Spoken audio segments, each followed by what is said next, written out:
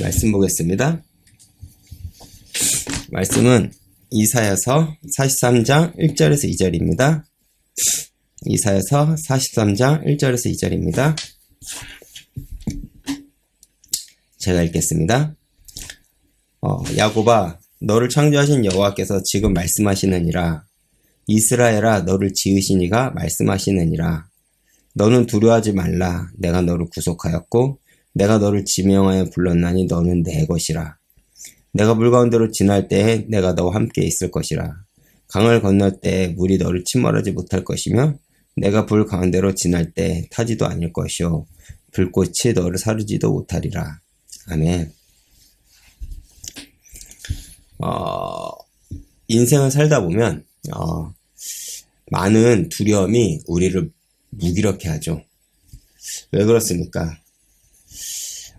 영적으로 보면 두려움은 하나님을 떠난 인간의 죄에 대한 반응이기 때문에 그렇습니다. 인간이 죄를 범하고 느끼는 감정이 이제 두려움이었죠. 그래서 그 두려움은 우리가 하나님을 신뢰하지 못하게 합니다. 그렇기 때문에 우리는 하나님이 우리가 당신의 사랑 안에 거함으로 우리에게 두려움은 그 어떤 문제, 환경, 상황 속에서도 우리가 하나님을 온전히 신뢰하길 바라죠. 그러나 모든 두려움이 위험한 것은 아닙니다. 때로 두려움이 우리에게 가져다 주는 유익이 있습니다. 그것이 무엇일까요? 두려움이 있기 때문에 하나님과의 관계를 더욱 거룩하게 하고 더 나아가 하나님을 경외하게 하죠. 근데 이러한 두려움은 내가 하나님을 무서워하고 벌받을 거라는 그런 두려움이 아닌 경외심에서 나온 두려움입니다. 그리고 또한 사랑과의 관계 역시 우리가 함부로 하지 않죠. 그러나 우리가 두려움 때문에 하나님을 신뢰하는데 어려움을 겪거나 신뢰하지 못한다면, 또한 두려움이 염려와 불안의 원인이 된다면 이러한 두려움은 우리에게 영적인 침체를 가져올 수 있다는 사실을 우리는 잊지 말아야 됩니다. 여호수아 1장 6절에 보면 하나님은 마음을 강하게 하라, 담대하라, 너는 이 백성을 내가 그 조상에게 맹세하여 주리라 한 땅을 얻게 하리라 라고 말씀하십니다. 무슨 말일까요? 우리가 하나님의 약속을 알고 붙잡을 때 두려움이 아닌 믿음으로 굳건히 설 수 있다는 것입니다. 우리가 그래서 믿음이라고 얘기할 때는요, 믿음은 내 신념, 자기 확신을 이야기하는 것이 아닙니다.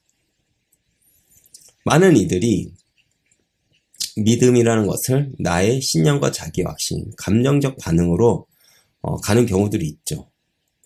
그 순간의 진심을 믿음이라고 착각할 때가 있습니다.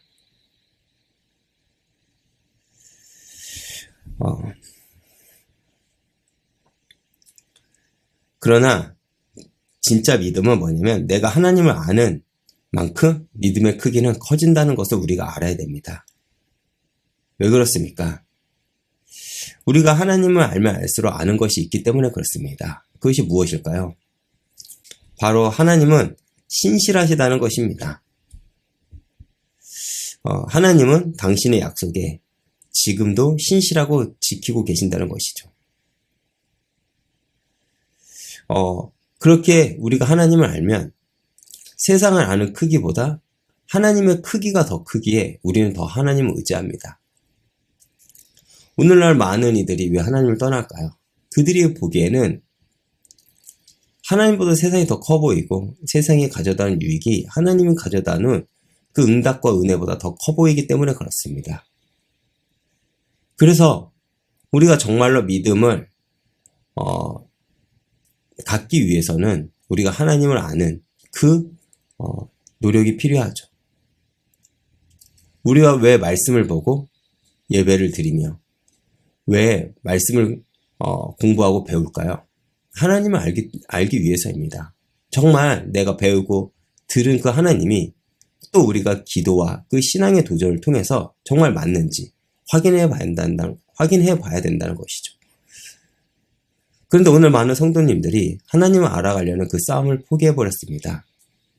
너무 쉽게 하나님을 믿으려고 하죠. 쉽게 응답받으려고 하고요. 근데 그렇게 쉽게 얻고 싶어 하는데 하나님은 쉽게 당신을 드러내지 않습니다. 그렇기에 많은 이들이 실망하고 떠나가는 것이죠. 어떤 이들이 하나님이 주신 그 응답을 받을까요? 하나님을 알기 힘쓰는 자들입니다. 그리고 하나님의 약속을 붙잡고 그 응답을 확인하는 이들이죠. 오늘 여러분들이 그런 응답을 받았으면 좋겠습니다. 다시 돌아가 하나님의 신실하심은 우리를 향한 변함없는 사랑으로 구원을 이뤄 가십니다. 그래서 우리는 이사야서 43장 말씀을 통해 하나님의 신실하신 약속을 확인할 수 있죠. 그것이 무엇입니까? 바로 우리를 구원하셨다는 구원에 대한 약속입니다. 바로 하나님께서 우리를 구원하셨다는 것이죠. 우리 신앙의 가장 강력한 바탕은 예수 그리스도 안에 있는 온전한 구원에 대한 약속입니다. 만약 하나님께서 우리를 향한 그분의 사랑 안에서 우리를 죄로부터 자유케 하시고 영원한 생명을 얻을 수 있는 길을 주셨다면 우리가 알 수 있는 것은 무엇입니까? 오늘날 우리가 염려하고 두려워하는 것들로부터 우리를 건져내주셨다는 것입니다. 즉, 하나님을 막을 수 있는 것은 아무것도 없다는 것이죠. 그렇기 때문에 우리가 신앙생활에서 가장 중요한 것은 무엇이냐라고 하면 구원에 대한 약속이고 구원에 대한 확신이겠죠. 여기서 흔들린다면 다른 것들을 그 위에 아무리 쌓아놓는다고 한들 언젠가는 무너집니다. 무엇 때문에요? 두려움 때문에. 세상이 가져다는 두려움, 환경이 가져다는 두려움, 그리고 하나님을 향한 그 신뢰감. 내가 구원에 대한 확신이 없다면 내 힘에 대한, 내 노력에 대한 것은 언젠가는 한계를 만나기 때문에 그렇습니다. 그렇기 때문에 우리는 먼저 하나님께서 나를 구원하셨다는 그 확신에서부터 출발해야 됩니다. 그리고 그 약속을 붙잡는 것이 하나님의 신실하심을 우리가 확인하는 그 첫 번째 발걸음이겠죠. 하나님께서는 우리 모두를 향한 계획을 가지고 계시고 우리를 부르셔서 목적이 있는 삶을 살게 하셨습니다. 무슨 말인가요? 하나님께서는 사명을 위해 우리를 따로 구별을 하셨고 보내셨다는 것입니다. 그렇기에 그분은 우리를 부르실 뿐만 아니라 우리에게 능력을 주셔서 능하게 하시고 우리를 보호하게 하십니다. 그리고 오늘 말씀을 통해 우리가 알 수 있는 것은 하나님의 마지막 약속은 바로 너는 내 것이다라는 그 확신이죠. 즉 우리는 하나님에게 속했다는 것입니다. 우리의 주권은 누구에게 있다는 거죠? 바로 하나님에게 있다는 것이죠. 많은 이들이 착각을 합니다. 내 인생의 주권은 나한테 있다고 생각을 합니다. 이거는 흑백 논리일 수도 있지만 저는 둘 중 하나라고 생각을 합니다. 사단에게 속해 있는지 혹은 하나님에게 속해 있는지. 우리가 선택할 수 있는 결정권은 없습니다. 내가 할 수 있는 것은 뭐냐면 내가 믿음으로 주님 주권 속에 속해서 그 말씀에 반응하는 것, 그것이 내가 할 수 있는 최선일 것입니다. 아니면 열심히 세상 주권 속에 속해 세상의 법과 세상의 풍속을 따르는 길이든지. 믿음의 길은, 신앙의 길은, 십자가의 길은, 내가 하나님께 속했던 그 길은요, 하나님 주권을 인정하고 그 말씀에 복종하며 우리가 순종하며 나아가는 것일 것입니다. 그래서 오늘의 실패가 우리를 무너뜨리지 못할 것은 우리가 어떻게 알고 있습니까? 하나님께 우리가 속해 있기 때문에 그렇습니다. 그렇게 우리는 신실하신 하나님을 신뢰할 수 있죠. 그렇지만 우리가 하나님을 온전히 신뢰하지 못한다면 우리는 하나님의 능력을 경험할 수 없을 것입니다. 오늘 우리가 읽은 그 말씀에 나온 물과 불은 환난과 심판을 의미합니다. 이러한 상황 속에서 우리가 담대할 수 있는 비밀은 무엇일까요? 어떻게 물과 불이 우리를 어떻게 하면 삼키지 못할까요? 그렇지 않나요? 오늘날 세상의 문제와 사건, 그리고 세상이 가는 방향은 내가 도저히 따라가지 못할 것 같고, 내가 따라가지 못할 거기 때문에 나를 삼킬 것 같고, 나를 태울 것 같습니다.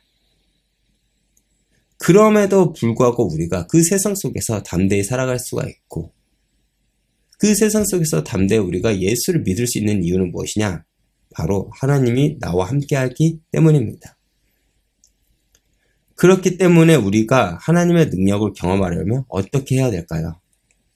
바로 우리가 삶을 온전히 하나님께 맡겨야 한다는 것이죠. 하나님의 주권을 인정하고 그분에게 복종하는 것입니다. 이 말이 너무 과할까요? 가장 적절한 대답인 것 같습니다. 왜? 그분은 나의 주인이시고 나의 왕이시며 나의 목자이시고 나는 그분의 백성이기 때문에 그렇습니다. 그때 그리고 우리가 그것을 인정할 때 하나님은 능력으로 우리와 함께 하시면서 당신의 일을 행할 것이죠.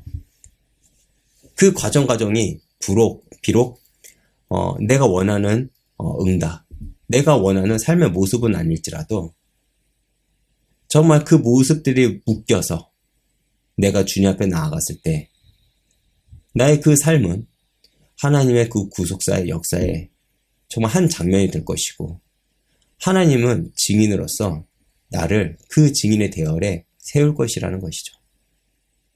이 사실을 우리가 알기에 우리가 오늘도 버텨낼 수 있는 것입니다. 오늘도 내 삶을 하나님께 온전히 의지하며 하나님의 능력을 경험하는 하루가 되시길 기도하겠습니다.